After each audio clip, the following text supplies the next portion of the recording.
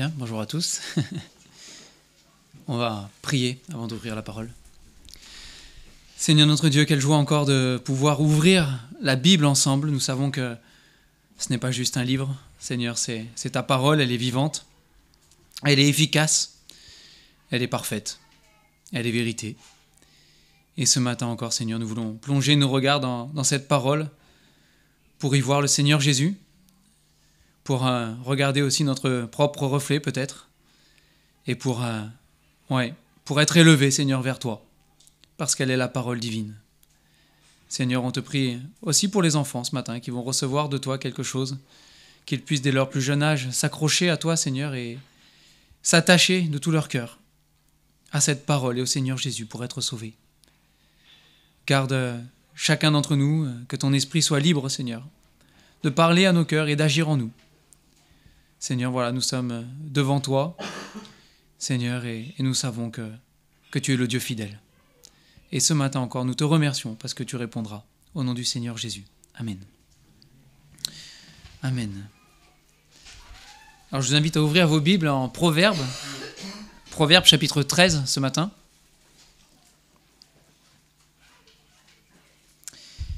Et on va lire ensemble tout le Proverbe 13, même si probablement on ne le verra pas en entier.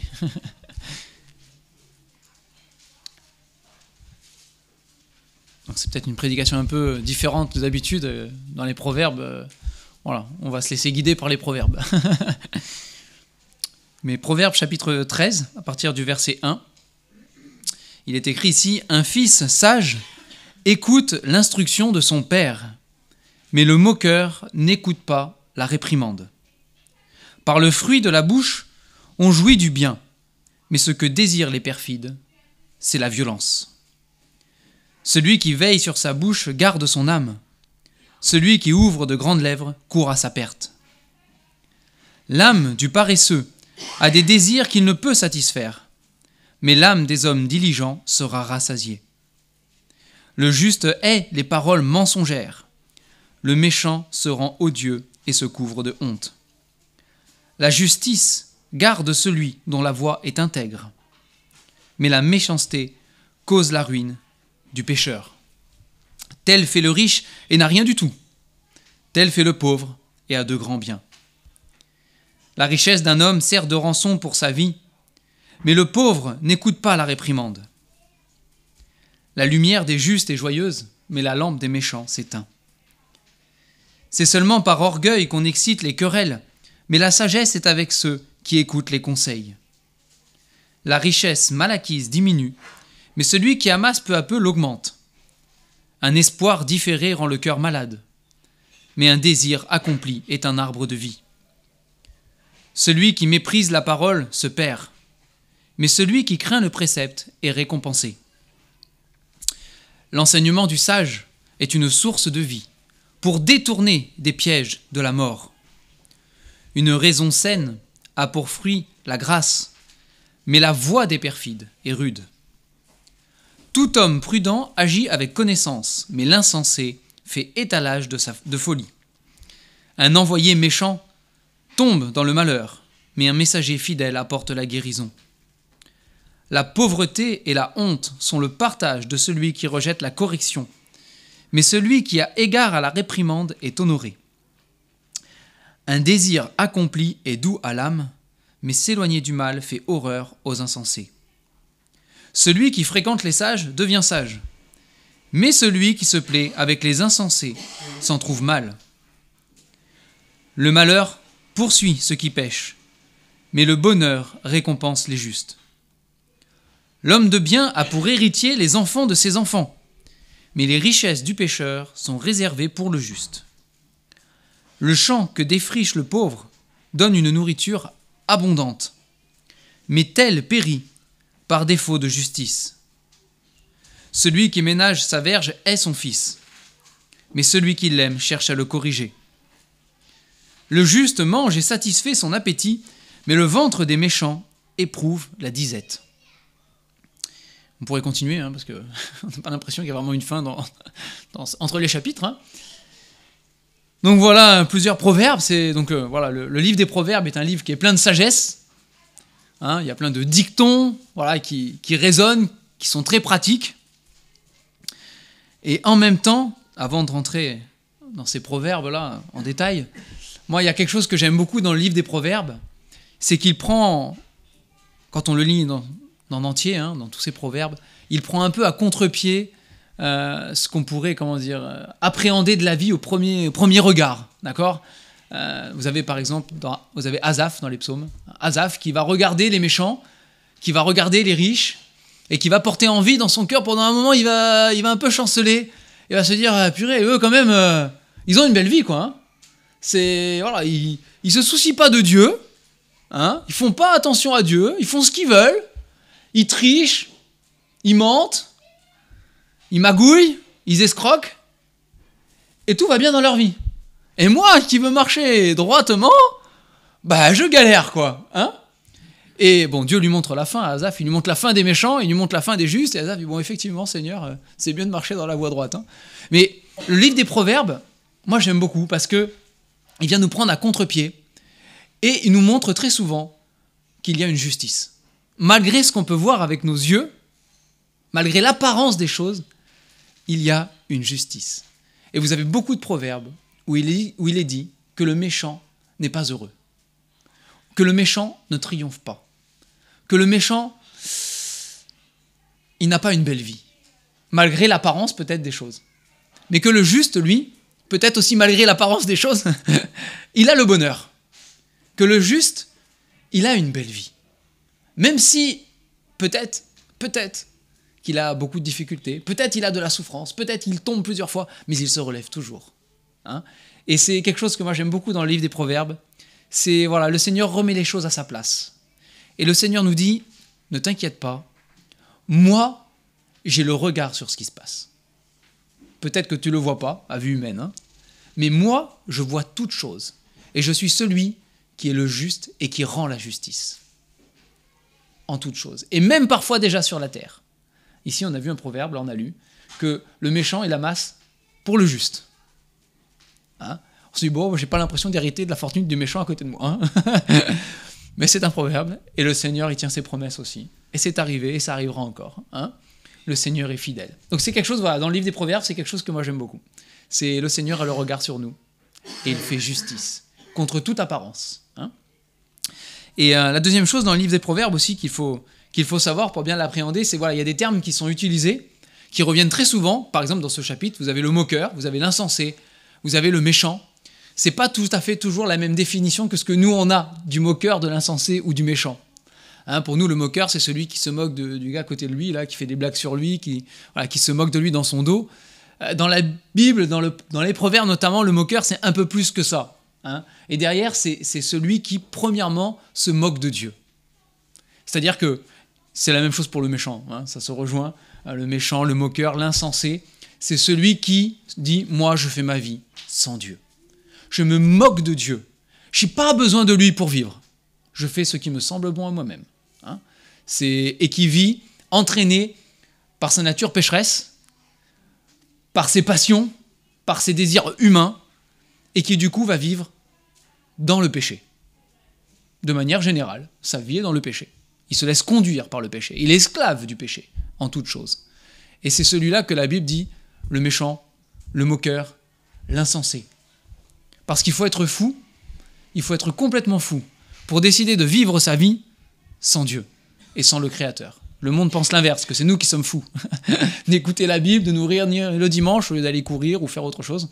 Hein, le monde pense que nous sommes fous, mais c'est pas ce que nous dit le Seigneur. Ils sont fous de ne pas reconnaître le Créateur de leur âme et de lui rendre un culte, de le suivre, de l'écouter, de l'adorer. Hein. Ils sont fous, ils sont insensés.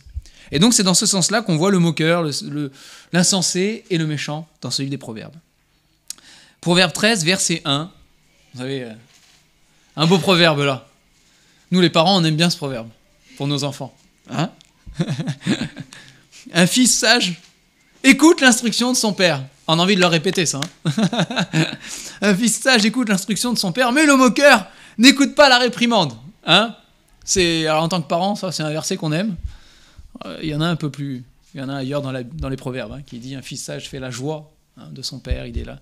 Voilà, mais un fils qui désobéit, qui n'écoute pas, il fait la honte de sa mère. Hein. Ça aussi on aime bien, c'est les versets en tant que parents on aime bien. Hein.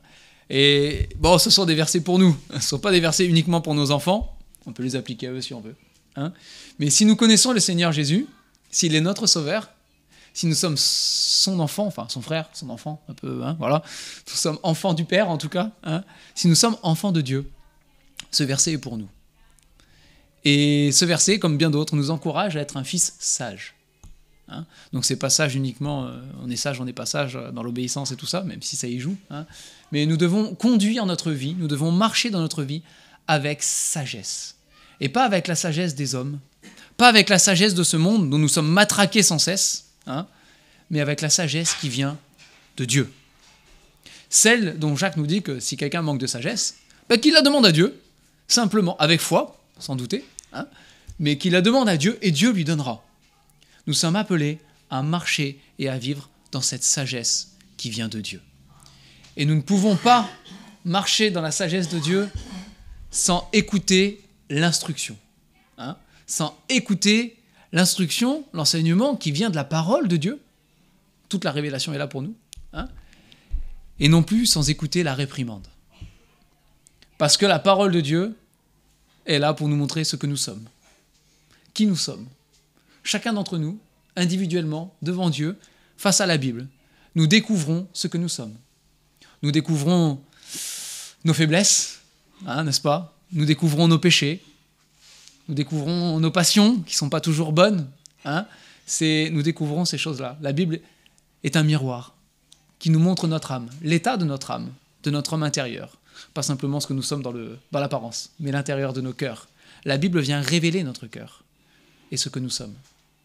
Et bien souvent, on n'est pas très, on va dire, enchanté de ce qu'on découvre, hein, n'est-ce pas? Bon, à force de marcher avec le Seigneur, on ne se fait plus d'illusions sur nous-mêmes. Nous savons par avance ce que nous sommes, n'est-ce pas? En tout cas, on devrait. Mais ici, il dit, un fils sage, hein, celui qui marche dans la sagesse de Dieu, qui écoute l'instruction de Dieu, eh bien, il écoute l'instruction, le moqueur n'écoute pas la réprimande. Il faut se laisser reprendre par le Seigneur.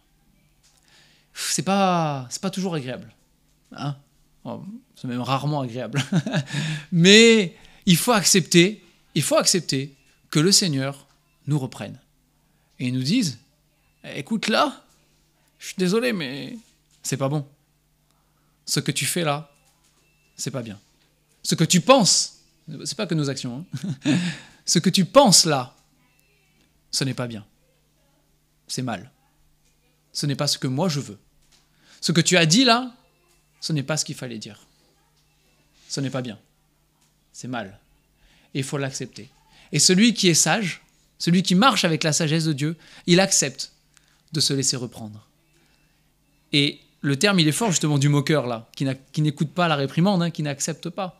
À chaque fois que le Seigneur nous montre là où ça va pas, hein, on le sait tous, il pose le doigt là où il faut. Hein. À chaque fois que le Seigneur nous montre et qu'on n'en tient pas compte, qu'on fait la sourde oreille, on fait comme si on n'entend pas, la Bible dit on se moque de Dieu. Nous sommes un moqueur, on se moque de ce que Dieu nous dit. Dieu nous parle et on s'en moque. On n'écoute pas. On n'écoute pas. Mais ce n'est pas le fils sage, hein, que le Seigneur nous demande d'être. Bon, il y aurait tout un message à faire là-dessus. Verset 2, verset 3. Par le fruit de la bouche, on jouit du bien, mais ce que désirent les perfides, c'est la violence. Celui qui veille sur sa bouche garde son âme. Celui qui ouvre de grandes lèvres court à sa perte. Alors, il y a énormément de proverbes. Hein, si vous lisez les proverbes, il y en a énormément qui parlent de la bouche, hein, qui parlent de la langue. Jacques aussi. Jacques va bien avec les proverbes. C'est pratique aussi. Mais il y a beaucoup de proverbes qui parlent de la bouche. Il y a d'autres proverbes qui disent, voilà, c'est celui qui parle beaucoup ne manque pas de péché. Au bout d'un moment, à force de trop parler, on finit par dire une bêtise. Hein. En français, on a ce proverbe qui dit, il faut tourner sa langue 7 fois dans sa bouche avant de parler. C'est pas biblique, mais ça se rejoint quand même. Hein. Ça se rejoint. Ici, voilà, il dit, celui qui veille, verset 3, hein, celui qui veille sur sa bouche garde son âme. Et c'est aussi marcher dans la sagesse que de savoir quand est-ce qu'il faut parler, quand est-ce qu'il faut se taire. Hein, c'est pas toujours évident. Non seulement il faut savoir quand est-ce qu'on doit parler, quand est-ce qu'il faut se taire, il faut savoir de quoi on peut parler, de quoi on ne peut pas parler. Il y a parfois des sujets que nous ne sommes pas appelés à aborder, d'autres oui, il y a les temps, il y a les moments. Mais encore une fois, si nous sommes enfants de Dieu, si l'Esprit de Dieu vit en nous, en abondance, on doit pouvoir se laisser guider par cette sagesse qui habite en nous par l'Esprit de Dieu. Et c'est le Seigneur qui nous montre les temps. C'est le Seigneur qui nous montre les moments. Mais ça nécessite d'avoir une vraie vie avec le Seigneur, une vraie communion avec lui. Ça nécessite d'être enraciné dans la parole de Dieu, pour être toujours nourri de cette sagesse qui vient d'en haut. Parce que si ce n'est pas le cas, on va marcher par notre propre sagesse. Et on va parler avec notre propre sagesse. Ah, on a plein de bonnes idées, c'est pas la question. Parfois, le Seigneur en bénit quelques-unes. Il fait grâce. On a plein de bonnes idées peut-être. Mais ce qu'il nous faut trouver, même dans nos paroles, c'est celle qui vient de Dieu. Celle que le Seigneur inspire. Celle que le Seigneur dirige. Celle que le Seigneur guide, qui est selon sa volonté. Veillez sur sa bouche. Verset 4, l'âme du paresseux a des désirs qu'il ne peut satisfaire. Moi, j'aime beaucoup les proverbes sur le paresseux. Je ne sais pas vous, mais je trouve que le Seigneur a de l'humour. Il y en a d'autres quand même, le paresseux qui plonge la main vers le plat, mais il n'a pas assez de... il n'arrive pas à le ramener à sa bouche, et bien d'autres, qui tournent sur son lit comme les gonds sur sa porte. Voilà. Et ici, voilà, le paresseux, voilà, l'âme du paresseux a des désirs qu'il ne peut satisfaire, mais l'âme des hommes diligents sera rassasiée. Et là, c'est intéressant parce qu'il n'est pas question du ventre. Parfois, dans les proverbes, on est vraiment dans du concret. Le ventre, manger, etc. Là, on est dans l'âme. C'est intéressant, on est au niveau de l'âme. Et il dit que l'âme du paresseux a des désirs qu'il ne peut satisfaire, qui ne seront pas satisfaits dans tous les cas. Si nous sommes paresseux dans notre âme, si nous sommes au Seigneur, notre âme a soif, normalement, des choses de Dieu. Mon âme a soif de toi, dans les psaumes. C'est David, c'est mon âme a soif de toi, Seigneur. Et si nous sommes au Seigneur, ça doit être l'état de notre âme. On a soif du Seigneur Jésus. On a soif de la parole de Dieu. On a soif de tout ce qui touche au Seigneur. C'est la piété. On a soif de ça. Mais si notre âme est paresseuse à côté, notre âme aura des désirs qui ne sera jamais satisfait. Jamais. On a soif, mais on ne fait pas l'effort. On ne fait pas l'effort d'ouvrir la parole et de la lire. On a soif, mais on ne fait pas l'effort, c'est facile, je suis dans une autre église, de venir à l'étude biblique. Message pour chez moi là-bas aussi, c'est pareil partout, j'imagine. Mais voilà, on a soif, mais on fait quoi? Mais l'âme est paresseuse. Paresseuse.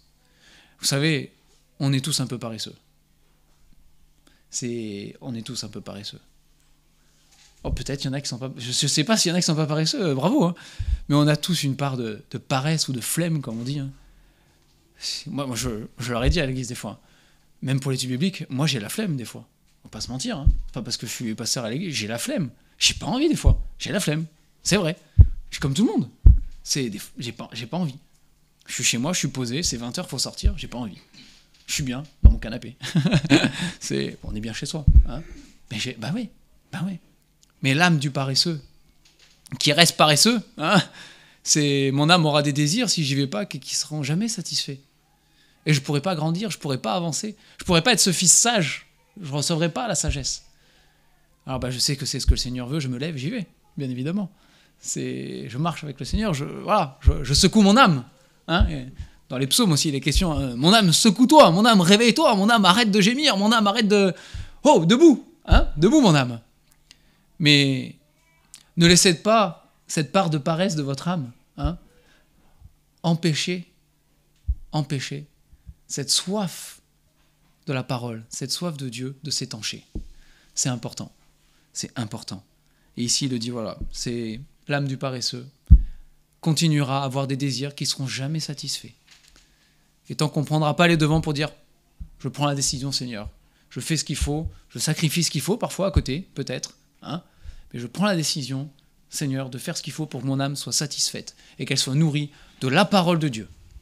En toute occasion possible, je l'ai saisie. Tant qu'on ne fera pas ça, on sera insatisfait. Et on le sait au fond de nous-mêmes, on le sait dans notre cœur. Si on a l'Esprit de Dieu, on le sait. Parce que l'Esprit de Dieu nous le montre et nous le dit. On n'est pas satisfait.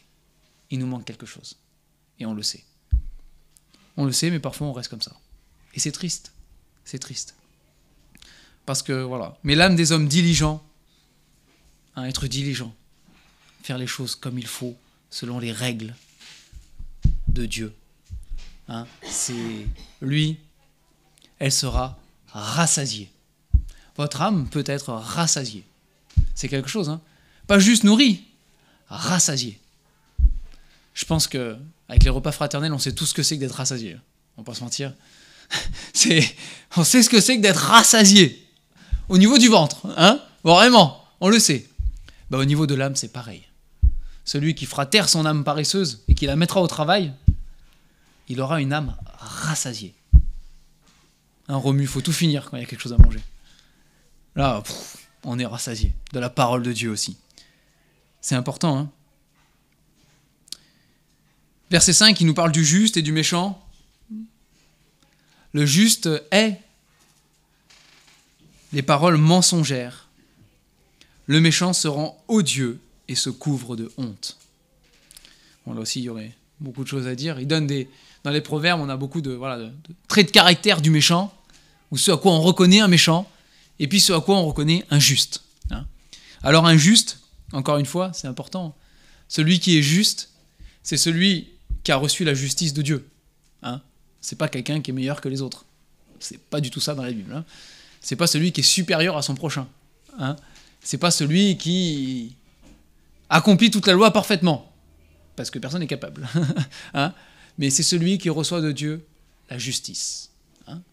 C'est Abraham crut à Dieu, il crut Dieu même, cela lui fut imputé à justice. Celui qui par la foi en Dieu obtient le pardon de ses péchés, est justifié et obtient la justice de Dieu. L'enfant de Dieu est considéré par Dieu comme étant un juste. Et le juste, il ne marche pas, c'est aussi tout le livre des Proverbes, mais il ne marche pas comme le moqueur, il ne marche pas comme le méchant, il ne marche pas comme l'insensé. Le juste, il marche normalement comme le Seigneur Jésus. C'est lui le modèle, c'est lui le maître. Et c'est à son image que nous sommes transformés normalement de gloire en gloire pour lui ressembler en toutes choses. En toutes choses. Et donc le juste, il ne marche pas comme ce monde.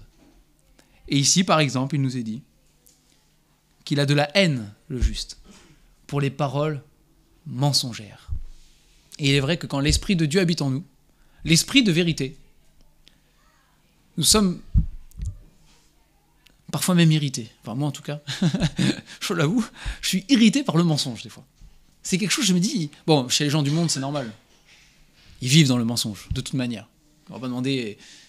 voilà, c'est les gens du monde, quoi. Mais chez le chrétien, chez l'enfant de Dieu, c'est quelque chose que je ne comprends pas et qui me dépasse. Il y a de la haine pour les paroles mensongères, pour le mensonge. Nous sommes des enfants de vérité. Nous avons été libérés par la parole de vérité. Nous avons l'esprit de vérité qui vit en nous. On n'est pas censé pouvoir mentir. C'est quelque chose qui me... Autant il y a des choses, je trouve, le monde est difficile parfois, mais mentir, c'est un choix, quoi. Je peux pas dire, j'ai menti, j'ai pas fait attention. Enfin, je sais pas que c'est possible. Je sais pas. C'est un choix. Je décide de mentir et je décide de pas dire la vérité. Je décide de la cacher. Je décide de dire un mensonge. C'est quelque chose... voilà. Et le juste, c'est quelque chose qui est normalement, dans sa nature de juste, dans sa nature spirituelle, en tout cas, quand il marche selon l'esprit, c'est pas possible. Ça agresse l'esprit de vérité qui est en nous. C'est... Le méchant, lui, bon, tout ça, celui qui décide de vivre sans le Seigneur, c'est le mensonge, tout le reste, c'est la vie normale, quoi. C'est la vie dans laquelle, c'est tout à fait logique, tout à fait normal, il n'y a rien de... On voit même pas le mal. Mais le méchant, il se rend odieux, il se couvre de honte. Et on a tous probablement vécu cette expérience où on a menti, déjà, et à la fin, on finit par avoir honte. Il n'y a rien de caché qui ne sera révélé, dit le Seigneur. Ce qui est dit en cachette sera crié sur les toits. C'est un jour ou l'autre, ça nous rattrape, et on a honte. Et le méchant, lui, il est couvert de honte. On pense que les méchants triomphent, on pense que les méchants vivent bien. Mais non. Il y a un moment où tout ça les rattrape. Et il y a un moment où ils sont confus, dit la parole de Dieu. Hein, et ils se rendent odieux. Le terme est fort, hein, quand même. C'est pas un petit terme. Hein. C'est se rendre odieux aux yeux de quelqu'un, c'est vraiment... on a du dégoût pour la personne. Hein. Vraiment, presque. Hein. C'est fort comme terme. Hein. C'est... En tout cas, aux yeux des justes, c'est un style de vie qui doit nous dégoûter. Et qui ne doit pas nous attirer. Au contraire, hein, ça doit nous dégoûter de vivre dans le mensonge. La justice, il en est question verset 6, garde celui dont la voie est intègre, mais la méchanceté cause la ruine du pécheur. Alors c'est intéressant, là, il y aurait beaucoup à dire sans doute, mais la justice garde celui dont la voie est intègre. Bon, celui dont la voie est intègre, encore une fois, c'est celui qui marche selon le conseil de la parole de Dieu. Il n'est pas dit que nous sommes parfaits, on est bien d'accord. Mais si nous suivons la parole de Dieu, et quand elle montre que nous sommes trompés, on le reconnaît, on demande pardon et on avance avec le Seigneur, on reçoit le pardon. Hein, nous marchons dans une voie intègre. C'est vrai. Et la justice, il est dit ici, nous garde. La justice ici, c'est Jésus-Christ. Hein. On va pas se... voilà, c'est Jésus-Christ. Celui qui nous garde, c'est Jésus-Christ. La justice, c'est Jésus-Christ. Il a été fait pour nous, justice, sagesse, etc. C'est Jésus-Christ, notre justice. Hein. Et celui qui veut marcher d'après la parole de Dieu, Jésus-Christ le garde. Jésus-Christ prend soin de lui. Jésus-Christ prend soin de son âme. Et il en a conscience au quotidien. Il vit avec le Seigneur Jésus. Il n'est jamais tout seul. Ça ne veut pas dire qu'il n'a pas de problème. Ça ne veut pas dire qu'il ne va pas souffrir. Ça ne veut pas dire qu'il ne va pas être persécuté. Ça ne veut pas dire que ça va être pas compliqué.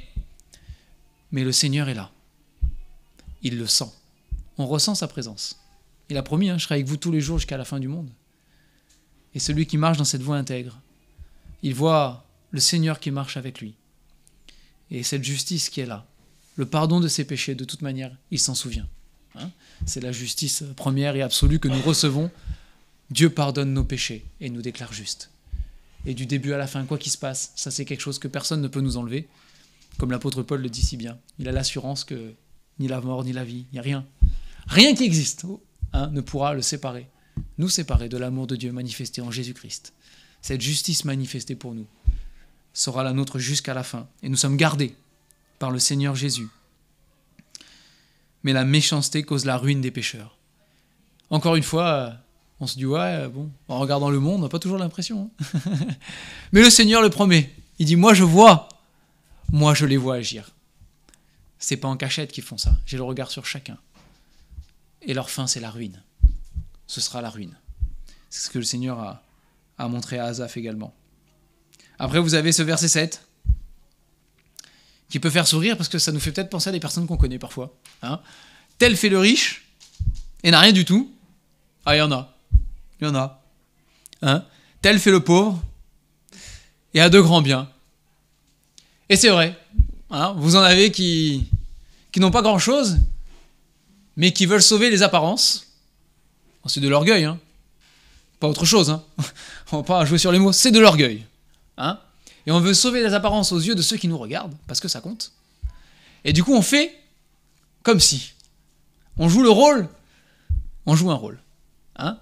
Et bon, je sais pas vous, mais moi j'en ai connu, forcément, on en côtoie. Ils n'ont rien, mais ils font comme si. Parce qu'il faut sauver l'apparence. Hein. Et là, il y en a même qui sont prêts à dormir dans la voiture et tout ça. Mais à côté, il faut montrer que j'ai le costume, j'ai le tout. Je montre, c'est l'apparence. Il ne faut pas qu'on voit que. Hein. C'est l'orgueil de la vie. L'orgueil de la vie. Et à côté, vous avez le pauvre, enfin celui qui fait le pauvre, entre guillemets, hein, et qui a de grands biens. Et c'est celui qui sait vivre dans l'humilité. Vous avez, dans le Nouveau Testament, on a l'exemple de Paul. Il dit, je sais vivre en toutes circonstances. Hein, il le dit. Je sais vivre dans l'abondance, je sais vivre dans la disette.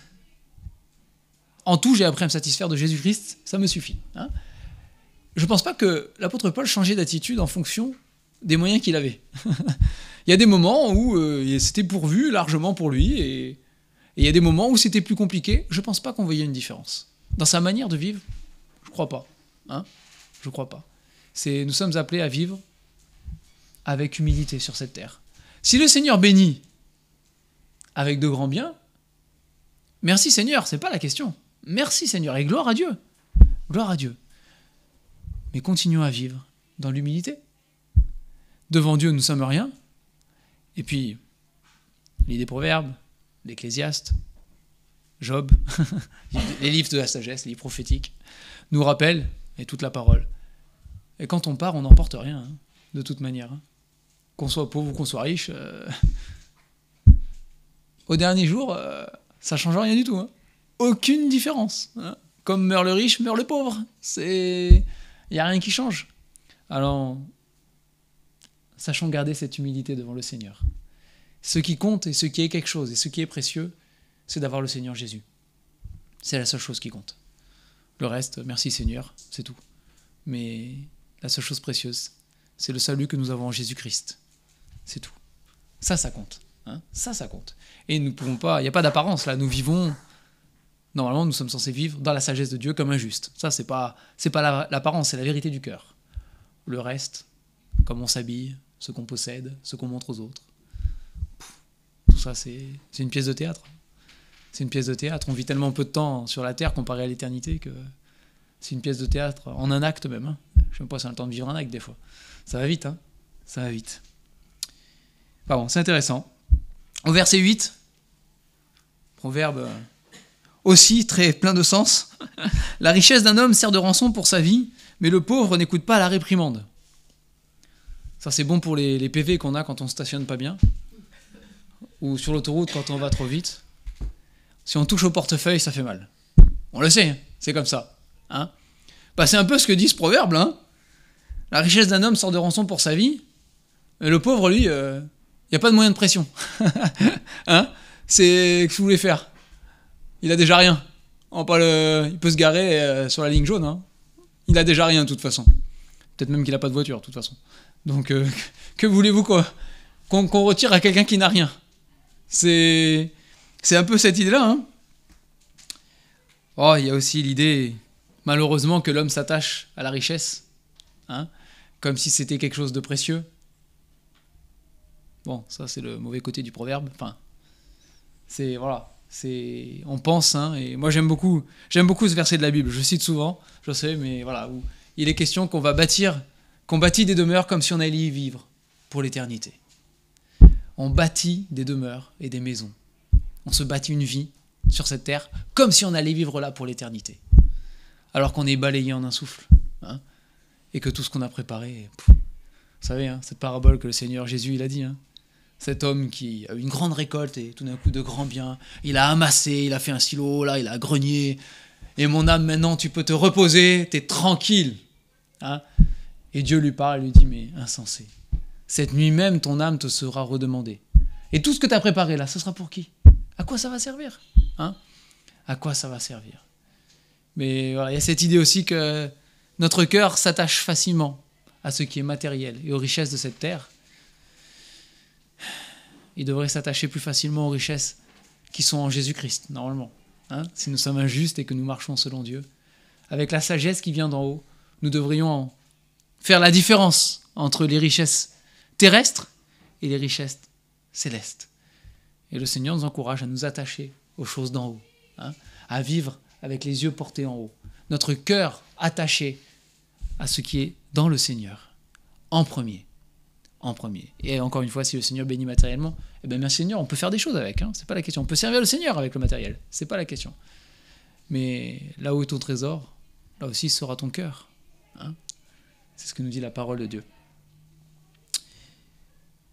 Je ne sais pas jusqu'à quelle heure j'ai même pas regardé l'heure où j'ai commencé, mais on va peut-être terminer avec le verset 9. La lumière des justes est joyeuse, mais la lampe des méchants s'éteint. Bon, on a un petit livre à la maison, je suis obligé, ça me fait rigoler. On a un petit livre à la maison, avec fluo, le verre luisant. Oui, il est vieux, c'était la rue quand elle était petite, on l'a récupéré pour les enfants, et on le connaît par cœur maintenant. Où la morale, c'est ça. Hein, voilà. On a un blaireau qui s'appelle Gilles, là, qui vit sous terre. Forcément, c'est un blaireau, il vit sous terre. C'est un animal, du coup, hein, le blaireau. Et il a deux verres luisants qui doivent l'éclairer, parce que sous terre, il n'y a pas de lumière. Hein. Et vous avez Fluo et Lampion. C'est le nom des deux vers luisants, bien évidemment. Hein. Et puis, quand il a besoin de lumière, il demande une fois à l'un, une fois à l'autre, chacun son tour. Et là, il doit manger, pour voir, il demande à Lampion s'il peut allumer sa lumière, parce que sinon, il ne voit pas. Mais Lampion est méchant, c'est ce que dit l'histoire. Lampion est méchant et il éteint sa lumière. Du coup, Gilles, il mélange tout, et puis il a une indigestion parce qu'il met du sel sur la tarte aux pommes, bref, la crème à la vanille sur les frites, ça va très bien pour lui. Et le lendemain matin, il se sent un peu mieux, et il est accueilli par Fluo, le deuxième ver luisant, qui lui éclaire le logis du blaireau, de Gilles. Et voilà, c'est la petite histoire pour les enfants, et à la fin, ça termine par ce proverbe-là: la lumière des justes est joyeuse, mais la lampe des méchants s'éteint. Et il est vrai que bon, si on vit et qu'on côtoie un juste, normalement, on est censé être éclairé de sa lumière. Alors, c'est pas la sienne, il reflète celle du Seigneur, on est bien d'accord. Hein. Mais on est censé être au bénéfice, hein, c'est vrai, de sa lumière. Et nous-mêmes, si nous sommes injustes, nous sommes censés, par la lumière, par le reflet du Seigneur Jésus dans nos vies, hein, par ce que nous sommes en reflétant Jésus-Christ, nous sommes censés être une bénédiction et apporter la joie autour de nous. C'est vrai. Mais quand on côtoie un méchant, dont la lumière s'éteint, il n'y a pas trop de joie à côtoyer un méchant. Hein? Et si nous-mêmes, nous ne reflétons pas le Seigneur Jésus, nous sommes parfois ce méchant qui, au lieu d'être en bénédiction, j'ai envie de dire, on est en malédiction des fois quand même, on va pas se mentir, on ne se rend pas toujours compte, hein, de ce qu'on fait, de ce qu'on est pour les autres. Parfois, on croit que c'est rien du tout. Pour nous, peut-être c'est rien du tout. Mais peut-être que pour la personne qui a reçu le truc en face, c'est pas rien du tout. Et peut-être qu'il le vit mal. Hein. C'est parce que à ce moment-là, notre lampe s'est éteinte. Et au lieu de refléter Christ dans nos rapports les uns avec les autres, dans nos relations les uns avec les autres, pendant un moment, la lumière s'est éteinte. Et on a reflété ce que nous sommes nous-mêmes. Et là, c'est pas la même chose. Hein. Là, on fait du mal, n'est-ce pas? Mais voilà, si nous sommes ce juste, si nous reflétons la lumière de Jésus, nous devons apporter les uns aux autres cette bénédiction qu'est le Seigneur en nous, et cette joie qui n'a pas vraiment de mots pour la décrire. Si vous êtes au Seigneur Jésus, on la connaît. Hein, cette joie qui vient dans notre cœur, cette paix, de goûter cette relation aussi, hein, les uns avec les autres. Mais qu'on soit un fluo et pas un lampion. Un lampion est méchant, il n'est pas gentil. Hein. C'est qu'on soit un fluo, nous aussi, qu'on puisse briller du Seigneur Jésus autour de nous, dans notre vie. Et on va conclure avec ça. Je n'irai pas plus loin ce matin. Je vous encourage à poursuivre vous-même cette méditation dans le Proverbe 13. Hein, voilà. Mais encore une fois, pour vivre de cette sagesse qui vient de Dieu, pour refléter le Seigneur Jésus autour de nous, être une bénédiction pour les autres, hein, pour être cette lumière pour les autres, pour aussi avoir notre bouche qui est gardée, parce que ça en fait partie. Nous devons secouer notre âme de paresseux, parfois, hein, pour écouter l'instruction. Si vous enlevez ça, il n'y a plus rien. Hein. Tout est là. Mais nous devons secouer nos âmes pour la mettre en contact avec la parole de Dieu. Hein, pour recevoir. Écouter, c'est pas simplement juste entendre. Hein, on avait discussion avec les enfants il n'y a pas très longtemps là. Écouter, c'est pas juste entendre. Hein, c'est pas juste j'ai entendu, puis. Hein. Écouter, c'est j'entends et je mets en pratique. Hein, et le Seigneur Jésus, il a dit, hein, quand vous avez la parabole des deux fondements, là, hein, vous savez, pour la construction des maisons, sur le roc ou sur le sable. Ça, souvent on prend ça pour les enfants, mais c'est pour les grands, hein, à la base. Hein. C'est bien pour les enfants aussi. Mais c'est pour les grands. Hein. Mais celui qui est sage, celui qui n'est pas fou, dans cette parabole, c'est celui qui écoute et qui met en pratique. C'est ce que dit le Seigneur Jésus. Hein. Il écoute et il met en pratique. Hein. Donc déjà, venons écouter, c'est quand même le premier pas. Venons écouter la parole de Dieu à chaque occasion qui se présente à nous. Vraiment, c'est important. Que ce soit personnellement, chaque jour, que ce soit quand il y a l'occasion d'une étude, d'un partage, d'une réunion spéciale, peu importe, hein, mais voilà, c'est le plus que nous pouvons. Notre âme d'enfant de Dieu a ce désir C'est une certitude. Si nous sommes enfants de Dieu, notre âme a ce désir. Il n'y a même pas de question. C'est vrai, c'est la vérité. Venons la rassasier. Hein, c'est important. Et le reste, en contact avec cette parole, le Seigneur transformera nos cœurs. Il transformera nos vies. Hein, et c'est quelque chose de grand. C'est quelque chose de beau parce que c'est à la ressemblance du Seigneur Jésus. Et on l'a dit ce matin, il n'y a pas de nom plus beau que celui du Seigneur Jésus. Hein, ça me fait penser aussi dans Hébreux, le premier chapitre d'Hébreux, au début. Il a hérité d'un nom, il est dit, plus excellent que celui des anges. Et encore plus excellent, c'est petit, comparé à la distance qu'il y a entre le nom des anges et celui du Seigneur Jésus. Hein. C'est le nom le plus excellent. Et c'est vers cela que nous tendons. Hein. C'est notre Dieu. On va prier pour terminer. Merci Seigneur pour ta parole. Merci parce qu'elle est, ah oui Seigneur, pleine de bon sens, mais plus que ça. Elle est la nourriture dont notre âme a besoin. Seigneur, nous voulons te dire que nous avons soif de toi et te demander pardon ce matin, Seigneur. Te demandons pardon, chacun d'entre nous, pour toutes les fois où nous sommes paresseux. Et nous ne nourrissons pas notre âme convenablement de ta parole. Et je te prie, Seigneur, que devant toi, ce matin, devant cette parole de vérité qui touche nos cœurs, que chacun d'entre nous, nous puissions prendre des décisions fermes en toi, en comptant sur toi, pour que tu nous aides dans notre quotidien bien chargé, à mettre du temps à part, pour venir s'asseoir aux pieds du Seigneur Jésus, pour écouter la sagesse qui vient d'en haut, pour étudier ta parole, Seigneur, la méditer, la laisser transformer nos vies, que nous puissions la mettre en pratique derrière, Seigneur, pour être une bénédiction autour de nous. Seigneur, pardonne-nous aussi toutes les fois où on se moque de toi, en n'écoutant pas, Seigneur, la réprimande. Aide-nous à être un fils sage, un enfant soumis à ta parole, à toi, sachant que c'est là le bonheur, la joie et la paix. Nous te bénissons, Seigneur, et encore une fois, c'est vrai, nous proclamons que tu es le bien le plus précieux que nous ayons, Seigneur. Un bien qui n'est pas matériel, un bien spirituel, et pourtant tellement vrai, tellement concret dans nos cœurs et dans nos vies.